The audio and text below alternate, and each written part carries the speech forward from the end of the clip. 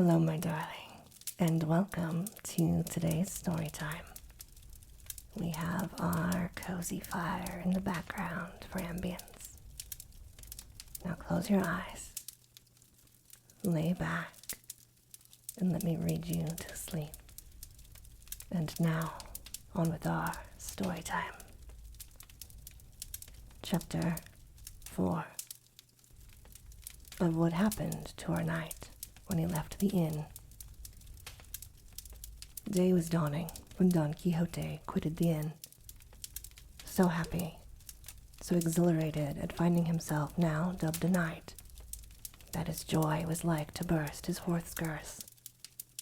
However, recalling the advice of his host as to the requisites he ought to carry with him, especially that referring to money and shirts, he determined to go home and provide himself with all, and also with a squire, for he reckoned upon securing a farm laborer, a neighbor of his, a poor man with a family, but very well qualified for the office of squire to a knight. With this object, he turned his horse's head towards his village, and Rocinante, thus reminded of his old quarters, stepped out so briskly that he hardly seemed to tread the earth. He had not gone far, when out of a thicket on his right there seemed to come feeble cries as someone in distress, and the instant he heard them he exclaimed, "Thanks be to heaven for the favor it accords me, that it so soon offers me an opportunity of fulfilling the obligation I have undertaken, and gathering the fruit of my ambition." These cries, no doubt, came from some man or woman in want of help, and needing my aid and protection. And, wheeling, he turned Rocinante in the direction whence the cries seemed to proceed. He had gone but a few paces into the wood, when he saw a mare tied to an oak, and tied to another, and stripped from the waist upwards, a youth of about 15 years of age, from whom the cries came. Nor were they without cause, for a lusty farmer was flogging him with a belt, and following up every blow with scoldings and commands, repeating, "Your mouth shut, and your eyes open," while the youth made answer, "I won't do it again, master mine. By God's passion, I won't do it again, and I'll take more care of the flock another time." Seeing what was going on, Don Quixote said in an angry voice, "Discourteous knight, it ill becomes you to assail one who cannot defend himself. Mount your steed and take your lance." For there was a lance leaning against the oak to which the mare was tied. "And I will make you know that you are behaving as a coward." The farmer, seeing before him this figure in full armor, brandishing a lance over his head, gave himself up for dead, and made answer meekly, "Sir Knight, this youth that I am chastising is my servant, employed by me to watch a flock of sheep that I have hard by, and he is so careless that I lose one every day. And when I punish him for his carelessness and knavery, he says I do it out of cruelty, to escape paying him the wages I owe him. And before God, and on my soul, he lies." "Lies before me, base clown," said Don Quixote. "By the sun that shines on us, I've a mind to run you through with this lance. Pay him at once without another word. If not, by the God that rules, I will make an end of you and annihilate you on the spot. Release him instantly." The farmer hung his head, and without a word untied his servant, of whom Don Quixote asked how much his master owed him. He replied, 9 months at 7 reals a month. Don Quixote added this up, found that it came to 63 reals, and told the farmer to pay it down immediately, if he did not want to die for it. The trembling clown replied that as he lived and by the oath he had sworn, though he had not actually sworn any. It was not so much, for there were to be taken into account and deducted 3 pairs of shoes he had given him, and a reel for 2 bloodlettings when he was sick. "All that is very well," said Don Quixote, "but let the shoes and the bloodlettings stand as a set-off against the blows you had given him without any cause.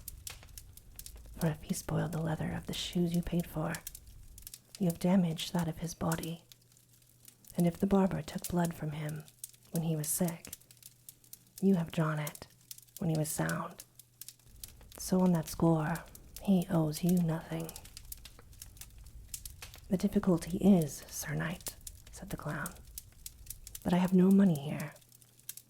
Let Andres come home with me, and I will pay him all, reel by reel." "I go with him," said the youth. "Nay, God forbid. No, senor, not for the world. For once alone with me, he would ray me like a Saint Bartholomew."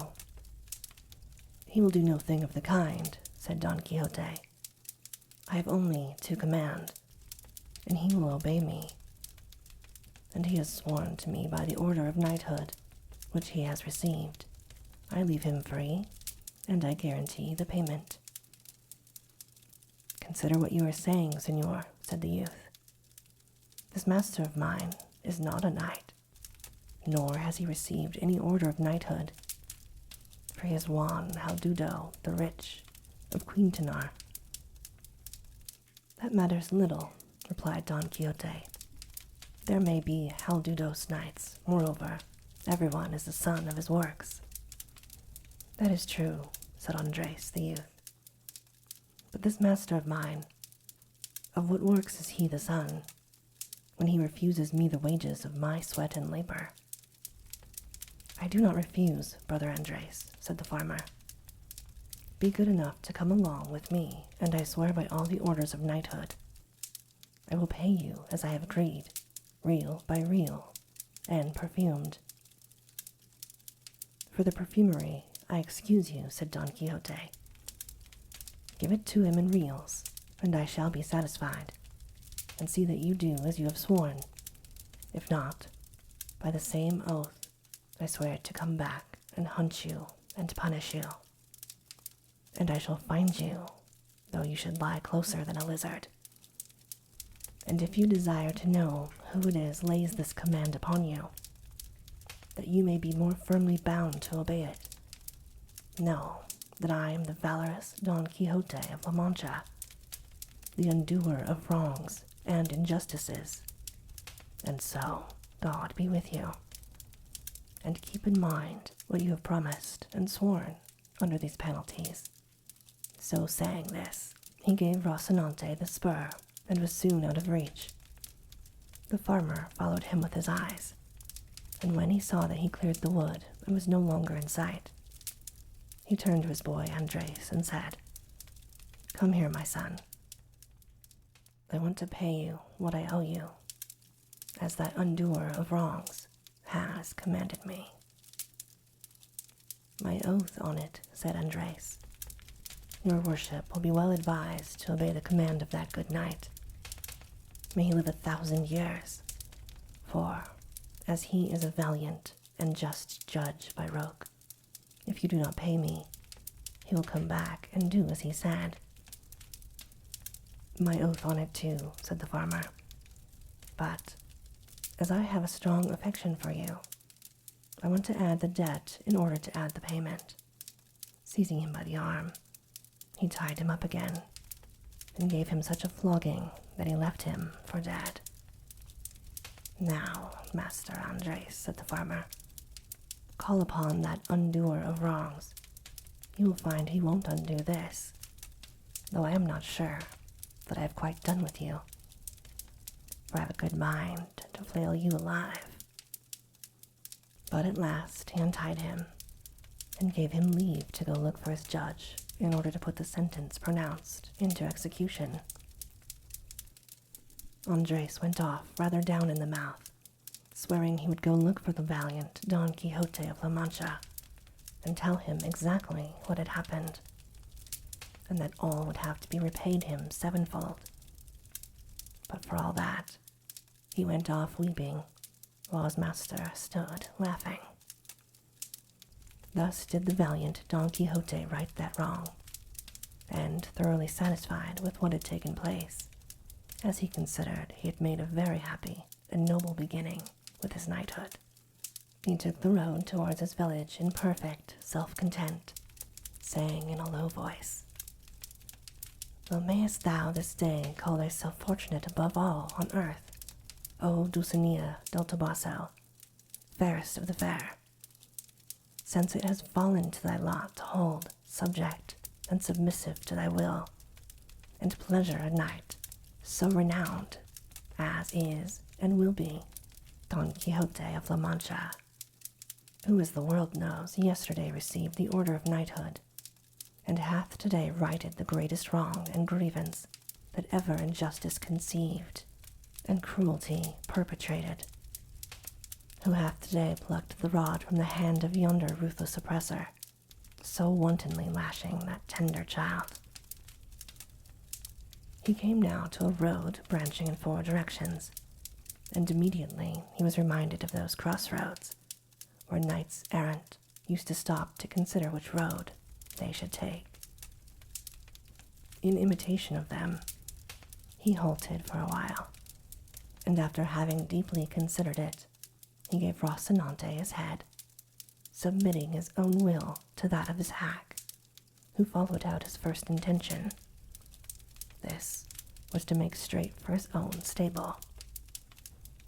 After he had gone about 2 miles, Don Quixote perceived that a large party of people, who, as afterwards appeared, were some Toledo traders, on their way to buy silk at Murcia. There were 6 of them, coming along under sunshades, with 4 servants mounted, and 3 muleteers on foot. Scarcely had Don Quixote descried them, when the fancy possessed him that this must be some new adventure, and, to help him to imitate as far as he could those passages he had read of in his books, here seemed to come one on purpose, which he resolved to attempt. So, with a lofty bearing and determination, he fixed himself firmly in his stirrups, got his lance ready, brought his buckler before his breast, and planting himself in the middle of the road, stood, waiting the approach of these knights errant, for such he now considered and held them to be. And when they had come near enough to see and hear, he exclaimed with a haughty gesture, "All the world stand, unless all the world confess, that in all the world there is no maiden fairer than the Empress of La Mancha, the peerless Dulcinea del Toboso." The traders halted at the sound of this language, and the sight of that strange figure that uttered it, and from both figure and language at once guessed the craze of the owner. They wished, however, to learn quietly what was the object of this confession and what was demanded of them. One of them, who was rather fond of a joke and was very sharp-witted, said, "Sir Knight, we do not know who this good lady is that you speak of. Show her to us, for if she be of such beauty as you suggest, with all our hearts and without any pressure, we will confess the truth that is on your part required of us." "If I were to show her to you," replied Don Quixote, "what merit would you have in confessing a truth so manifest? The essential point is that without seeing her you must believe, confess, affirm, swear, and defend it. Else ye have to do with me in battle, ill-conditioned, arrogant rabble that ye are. And come ye on, one by one, as the order of knighthood requires, or all together, as is the custom and vile usage of your breed. Here do I bid, and await you relying on the justice of the cause that I maintain." "Sir Knight," replied the trader, "I entreat your worship in the name of this present company of princes, that to save us from our charging of conscience with the confession of a thing we had never heard of, and moreover, so much the prejudice of the empresses and queens of Alcaria and Estremadura, your worship will be pleased to show us, at least, some portrait of this lady, though it be no bigger than a grain of wheat. For by the thread one gets at the ball, and in this way we shall be satisfied and easy, and you will be content and pleased. Nay, I believe we are already so far agreed with you, that even though her portrait would show her blind of one eye, and distilling vermilion and sulphur from the other, we would, nevertheless, gratify your worship. Say all in her favor that you desire. She distills nothing of the kind, vile rabble, said Don Quixote, burning with rage. Nothing of the kind, I say. Only ambergris and civet and cotton. Nor is she one-eyed or humpbacked, but straighter than a Guadamara spindle. But ye must pay for the blasphemy you've uttered against beauty like that of my lady. And so saying, he charged with leveled lance against the one who had spoken, with such fury and fierceness that if luck had not contrived that Rocinante should stumble midway and fall down, it would have gone hard with the rash traitor. Down went Rocinante, and over went his master, rolling along the ground for some distance. And when he tried to rise, he was unable, so encumbered was he with lance, buckler, spurs, helmet, and the weight of his old armor. And all the while he was struggling to get up and kept saying, "Fly not, cowards and caitiffs, stay, for not by my fault, but my horses, that I am landed here." One of the muleteers in attendance, who could not have had much good nature in him, hearing the poor prostrate man blustering in this style, was unable to refrain from giving him an answer on his ribs, and coming up to him, he seized his lance, and having broken it into pieces, with one of them he began to so belabor our Don Quixote, that notwithstanding and in spite of his armor, he milled him like a measure of wheat. His masters called out to not lay so hard on him and leave him alone, but the muleteer's blood was up, and he did not care to drop the game until he had vented the rest of his wrath, and gathering up the remaining fragments of the lance, he finished with a discharge upon the unhappy victim, who all through the storm of sticks that rained on him never ceased threatening heaven and earth and the brigands, for such they seemed to him. At last the muleteer was tired, and the traders continued their journey, taking with them matter for talk about the poor fellow who had been cudgeled. When Don Quixote found himself alone, he made another effort to rise. But if he was unable when whole and sound, how was he to rise after having been thrashed and well nigh knocked to pieces? And yet he esteemed himself fortunate, as it seemed to him that this was a regular knight-errant's mishap, and certainly, he considered, the fault of his horse. However, battered in body as he was, to rise was beyond his power. Chapter 5, in which the narrative of our knight's mishap is continued. Finding then that in fact he could not move, Don Quixote thought himself of having recourse to his usual remedy, which was to think of some passage in his books, and his craze brought to his mind that of Baldwin and the Marquis of Mantua, when Carloto left him wounded on the mountainside, a story known by heart by the children, not forgotten by the young men, and lauded and even believed by the old folk, and for all that, not a whit truer than the miracles of Mahomet. This seemed to him to fit exactly the case in which he found himself. So, making a show of severe suffering. He began to roll on the ground, and with feeble breath repeat the very words which the wounded knight of the wood is said to have uttered. Where art thou, lady mine, that thou my sorrow dost not rule? Thou canst not know it, lady mine, or else thou art untrue. And so he went on with the ballad as far as the lines, O noble Marquis of Mantua, my uncle, my liege lord. As chance would have it, when he got to this line, there happened to come by a peasant from his own village, a neighbor of his, who had been with a load of wheat to the mill. And he, seeing the man stretched there, came up to him and asked him who he was and what was the matter with him. Don Quixote was firmly persuaded that this was the Marquis of Mantua, his uncle. So the only answer he made was to go on with his ballad, in which he told the tale of his misfortune and of the loves of the emperor's son and his wife, all exactly as the ballad sings it. The peasant stood amazed at hearing such nonsense.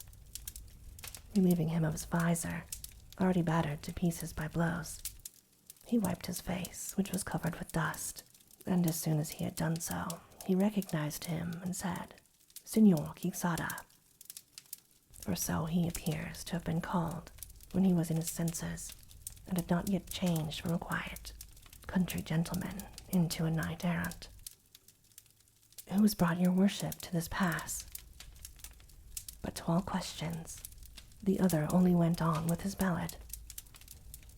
Seeing this, the good man removed as well as he could his breastplate and backpiece to see if he had any wounds, but he could perceive no blood nor any mark whatever.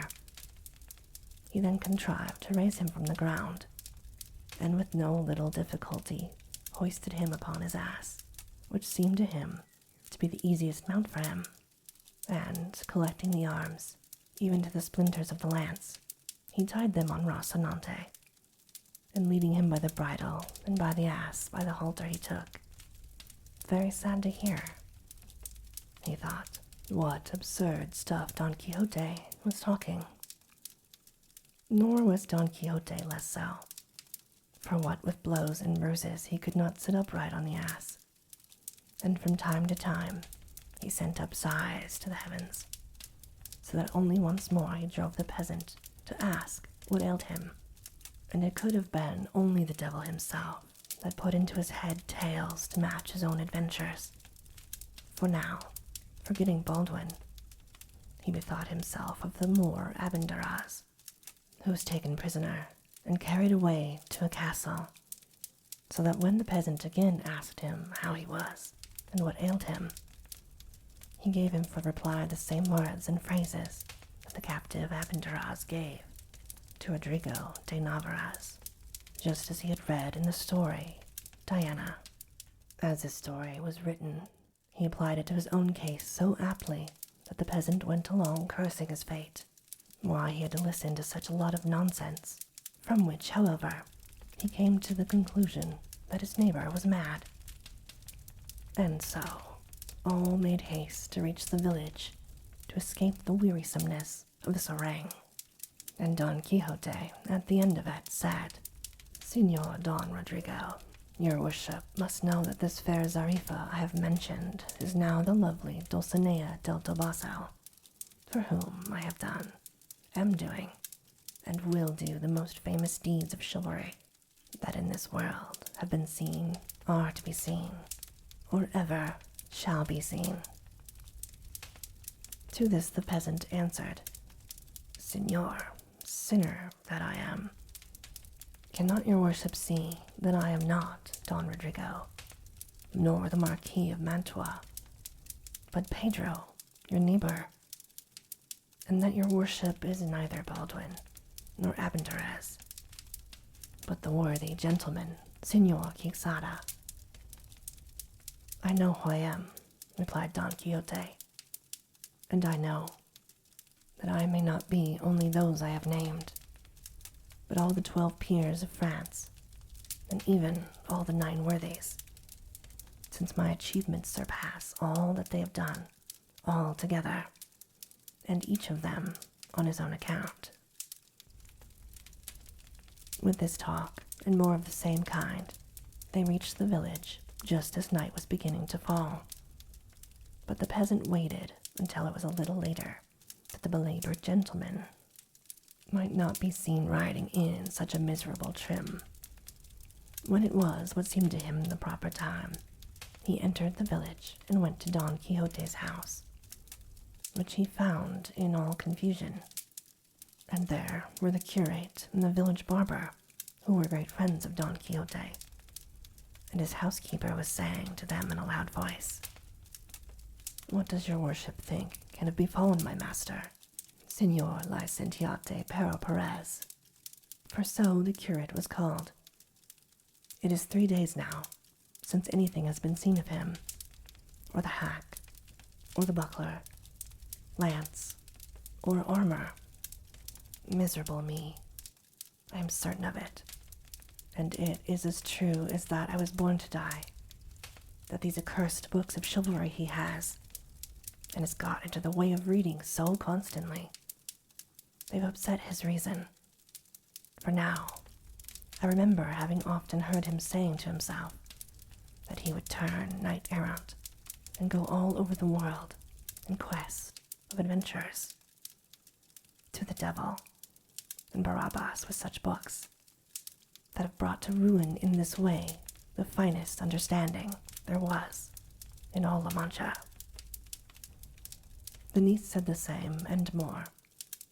"You must know, Master Nicholas," for that was the name of the barber, "it was often my uncle's way to stay 2 days and nights together, poring over these unholy books of misadventures, after which he would fling the book away and snatch up his sword and fall to slashing the walls. And when he was tired, he would say he had killed 4 giants like 4 towers, and the sweat that flowed from him when he was weary, he said was blood from the wounds he had received in battle. And then he would drink a great jug of cold water and become calm and quiet, saying that this water was a most precious potion which the sage Esquife, a great magician and friend of his, had brought him. But I take all the blame upon myself for never having told your worships of my uncle's vagaries, that you might put a stop to them before these things had come to pass, and burn all these accursed books, for he has a great number, that richly deserve to be burned like heretics." "So say I too," said the curate, "and by my faith, tomorrow shall not pass without public judgment upon them, and may they be condemned to the flames, lest they lead those to read, and behave as my good friend seems to have behaved." All this the peasant heard, and from it he understood at last what was the matter with his neighbor. He began calling aloud, "Open your worships to Signor Baldwin and to Signor the Marquis of Mantua, who comes badly wounded, and to Signor Abenterez the Moor, whom the valiant Rodrigo brings captive." At these words they all hurried out, and when they recognized their friend, master, and uncle, who had not yet dismounted from the horse because he could not, they ran to embrace him. "Hold," said he, "for I am badly wounded through my horse's fault. Carry me to bed, and if possible, send for the wise Urganda to cure and see to my wounds." "See there, plague on it," cried the housekeeper. "Did not my heart tell the truth as to which foot my master went lame of?